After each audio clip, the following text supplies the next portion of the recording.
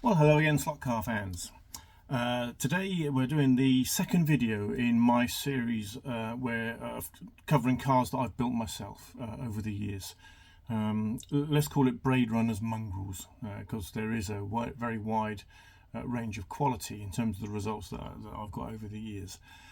So the car I want to work with today is the one you see here, which is the 1982 Lotus 91, driven by Elio De Angelis and Nigel Mansell in the 1982 season. It returned to form for Lotus. They'd been in the doldrums for 3 or 4 years following the success of the Lotus 79 with Mario Andretti and Ronnie Peterson. They went into the doldrums. They went off at a tangent trying to chase aerodynamic solutions that just didn't work or were technically banned by the governing body of the time, which was a real shame. So yes, this was a return to form, and one of the reasons was they returned back to what they did best, which was producing, light, reliable, cars that the drivers could push. So this car had a carbon tub. It had a very aerodynamically efficient bodywork, and it allowed one of the drivers, Elio De Angelis, to win the 1982 Austrian Grand Prix at the Salzburg Ring. Go and check it out. 2 reasons. One is the circuit is the old circuit, for want of a better expression, which is the full strength, full caffeine version, not the cut down Red Bull ring that is used today. This was the longer version of the circuit, and wow, what a circuit! What a circuit! I wish they still used it, but I don't think the bits that have been abandoned, I don't think they can be recovered. I think it was investigated and rejected, so I don't think we're going to ever see those again, which is a real shame. It's a beautiful circuit in that, guys. And the other reason for watching the video is the finish. So yeah, go and check that one out. That is good. So yes, the car, the model that I produced, slightly different version to the one you see in the photo. I'll just highlight the 2 differences. The first one is the engine cover. This is the minimalist version of the engine cover, if you like, where the air inlets to the engine are exposed. This is the Cosworth DFV engine, V8, customer engine, if you like. And then the other difference is the nose wings. I decided to make the model without the nose wings, which the car ran in this configuration, quite a lot of the season. So yeah, the engine cover, I went for the simpler, one single profile, which ran a few times again in the 1982 season. So the construction of the car, I learned a lesson from the previous car, the Lotus 80, that I did in the last video. I mentioned that I didn't think about maintainability whatsoever, so when that car stripped its gears, I couldn't get to them to repair them in any way. I couldn't replace any componentry, so that car doesn't run anymore, which is a real shame. So with this car, I learned the lesson, and I actually made it so that I could replace the rear axle if I needed to. So you can see there the axle, and you can see that if I needed to, I can pop that rear axle. It required a slightly different construction to the Lotus 80 you saw before, but there are some similarities. So the first similarity is the amount of styrene that I've used. The previous car was nearly all styrene. This one is very, got a lot of styrene in it as well, but used in a different way.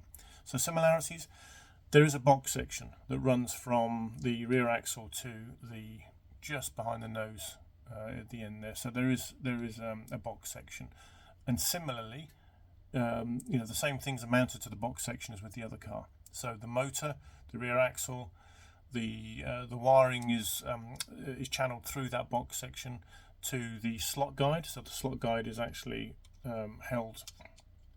You can see where the slot guide would go. It would be around there somewhere, and the front axle is all held, all mounted to the box section. Slight difference: in order to make that rear axle able to pop out, I had to use a slightly different technique. So this part of the rear bodywork on this bit and this bit here, that is a slab, for want of a better expression, or a section of fairly thick styrene card, about 2 mil thick, and mounted onto that are these two runners that you see here, which is what the rear axle pops into.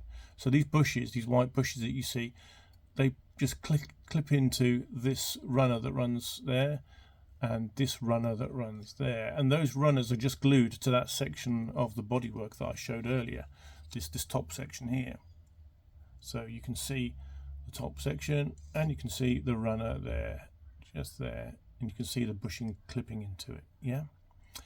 So the reason it's 2mm thick and not anything thinner is you need the structural rigidity. You've got to have structural rigidity because with the axle mounted here and here and not inboard, you need the gears to mesh properly. You need the axle and the motor to be aligned perfectly at all times. Otherwise the gear mesh is going to be all over the place. And so that's why I needed a stronger solution, and that's why I used 2mm thick card.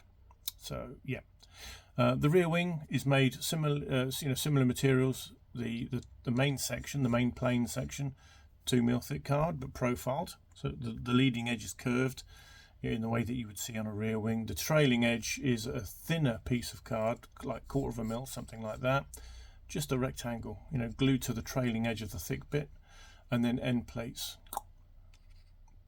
Two end plates, yeah. And yeah, most of the bodywork is styrene again. The rear part of the side pod that I mentioned here, that's the structural part. But this top section here, the front part of the side pod, you can see the joint there. The front part is again 2mm thick styrene, but just shaped a little bit here and there where it needs to be. And off the side, this is like 1/4 mm thick styrene card that is just glued onto the side of that thick piece on the top of the side pod, and cut to shape. The areas that styrene wouldn't cover are areas that curve in more than one direction. So I'll just remove the bodywork because that's this particular car's party pieces to be able to do that. This is the engine cover, and this engine cover curves in 3 directions. So you have this curve here from front to back. It starts out level at the start here, but it falls away down towards the back and curves downwards. Okay, so that's curve in one direction. The next curve is obviously across the car, so it curves in that way, so it curves over that way. So that's a curve in a second dimension, the second direction. And if you look at the plan view, you can see that at this point here it's wider, and it tapers down towards the rear. It tapers towards the rear point here where it ends. So it's actually curved in 3 dimensions.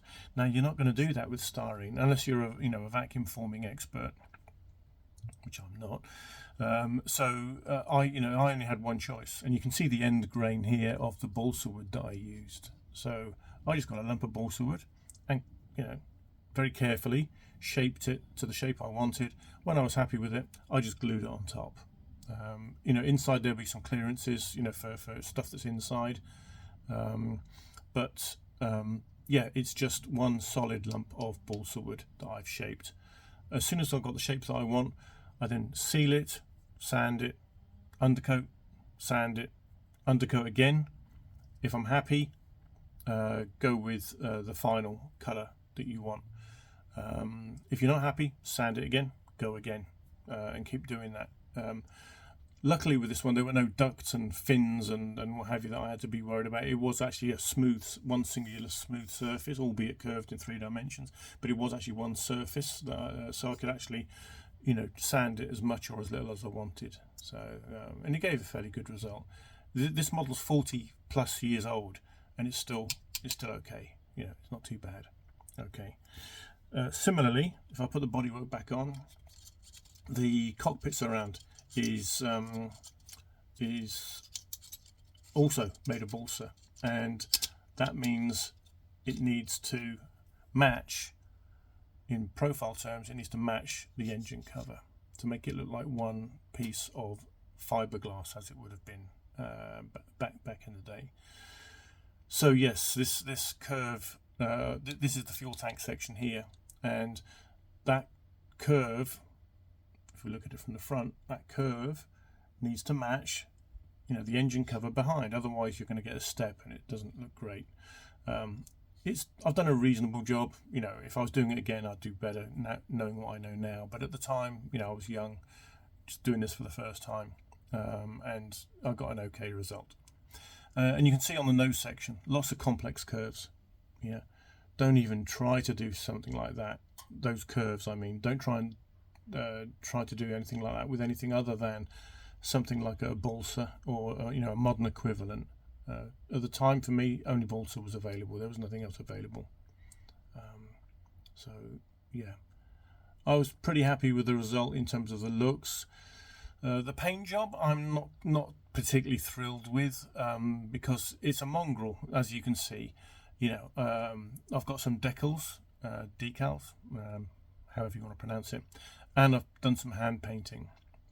And there's a couple of problems with that. One is the decals look great because they're decals. They're made by a machine, very high precision, and if you put them on right, they're going to look good. John Player Special always looks great as far as I'm concerned. And all the decals that you see, they're all nice and consistent. But a couple of problems it throws up. One is the colour matching. You can see that the decals are in a particular yellow, and the hand painting that I did for the number is a slightly different yellow. Now, it's a Humbrol yellow that I used at the time. Again, it was the only thing that was available, and not a great colour match. But, it allowed me to do what I wanted to do. But look at the pinstriping. If you look at the pinstriping that runs the length of the bodywork, or on the length of the side pod, they're pin sharp and dead straight as well. You look at the pinstriping I had to do by hand, and all that's going to happen, the only thing that's going to happen is the decals are going to show up your limitations as a painter. So that's what's happened with this car. If it was to circulate around the track, I'm sure it'd be fine. I would be quite happy with it. But when I look at it in detail, that's the model maker in me coming out. When I look at it in detail, I'm not particularly happy about the outcome. But it is what it is, and all I could do at the time. I was just happy to find these JPS decals that I could then apply to my 1/32 scale slot car. I was thrilled when I actually got the sheet of decals in my hand, and I thought, wow, this is going to be great. So yeah, I'm happy with the decal part of it, less so with the hand painting. But that's always going to be the case, for someone like me. If you look at some of the work that professional painters come up with a brush and a pot of paint, it's mind-blowing how incredibly skillful they are. But that's not me. So yeah, I'm reliant on decals, and I'm happy to be so. There's a lot you can do with decals, and this was my first attempt at using decals on a race car. I've done a lot with Spitfires and Messerschmitts and Mosquitoes and Mustangs, what have you. I was a big World War II aircraft fan at one stage, and used a lot of decals there. And this was the first time I'd used it on a race livery, and I was fairly happy with the result, and it prompted me to use them again and again. So there you go. That's the Lotus 91. This slot car never ever ran ever. It's actually unfinished. I've never bothered to go back to try and finish it off. Fairly happy with the result. Structurally it's fine. The maintainability was improved. If I needed to, I could pop that rear axle. The decals I was really pleased with. It showed me the way, if you like, for my future builds, and it also showed me highlighted for me the limitations of hand painting as well, which is a valuable lesson to learn. Painful one, but a valuable lesson to learn nonetheless. So there you go, Lotus 91.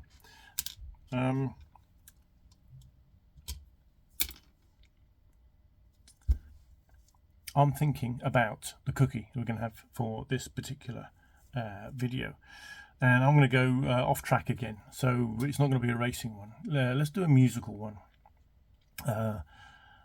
Eric Clapton does a charity concert once every 3 years called Crossroads, and it's for guitar, rock, blues artists, and all the artists go along and they give their own time. They're not paid. They go along because it's a good thing to do, and they want to support Eric Clapton in his venture, the Crossroads charity.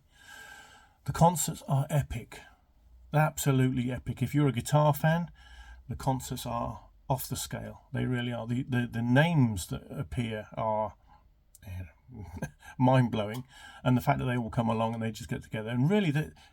We're looking at it in awe. What they're doing, they're just having a great big jam session, and they're enjoying themselves, and it shows. And the music that comes out is off the scale, as I say. 2013, I think the opening track was by a couple of artists who are legends in this, the genre of guitar rock and blues, and Sonny Landreth and Derek Trucks. And the track is called Congo Square. So do a search for Congo Square Crossroads 2013 and turn your stereo up to 11, because in my view this is one of the most perfect pieces of guitar rock blues that you will ever see. The crowd is spellbound by what they saw, and at the end of the performance you see Sonny Landreth and Derek Trucks look at each other because they know they've just pulled something off. They know that they've done something. They've pulled something out of the hat that will go down in time forever. Wonderful, wonderful track. Go and enjoy. Let me know in the comments, if I'm, off base a little bit. I love it. I never get tired of watching that track. A superb piece of music. Enjoy, and do something nice for somebody today. Okay? Cheers now. Bye.